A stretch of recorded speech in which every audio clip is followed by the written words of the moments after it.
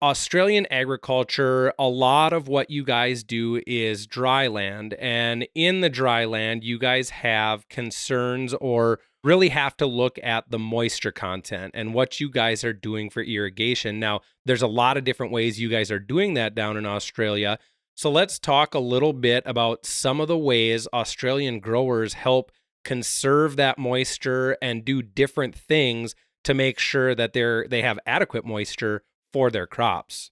Yeah, sure. And I guess for the sake of the podcast, Tony, we might just concentrate on a crop like corn or cotton. I guess if we delve into the sugarcane thing, that could be a whole episode on its own. I don't think I've seen one sugarcane farmer yet in Australia that agrees on row spacing. So we'll keep that one a bit simple. Look, I guess in our irrigated country, we are very blessed here in Australia. We do have some fantastic irrigation schemes. We certainly don't have a lot of them. So as you said, a majority of our country is dryland farming. In the irrigated areas, we probably traditionally run a 1 metre row spacing or 40 inch. And a lot of that's based around the machinery, particularly a cotton picker. So any of our large cotton picker areas or cotton grown areas, they want that picker to come in on that 1 metre spacing.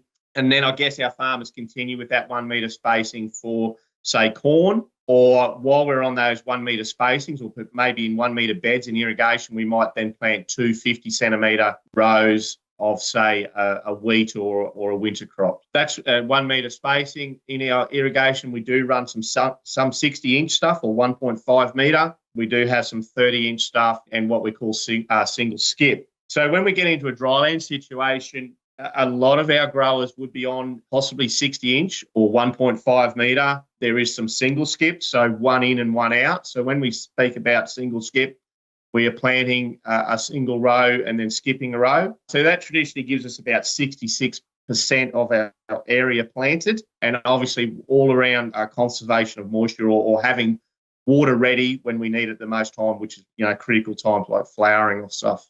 In our dryland, we do, as I said, run 60-inch. We also may run a double skip configuration. So that would give us a 50% of our area planted. And we also have a crazy configuration called super single, which would then only give us 33% of area planted. And as we've touched on, mate, all of that is all about moisture conservation and getting moisture to that plant when it needs it the most. Now, do you guys, in all those different practices you were talking about, do you guys see that happening, say the single skip practice, does that happen generally in one geographical area, or do you see all of these different practices happening across all of Australian agriculture? Yeah, you could probably say that. So we have, 22 ag branches scattered around Australia, predominantly on the east coast of Australia. But yeah, in those areas, we would see some of those configurations being used across that whole geographic area for sure.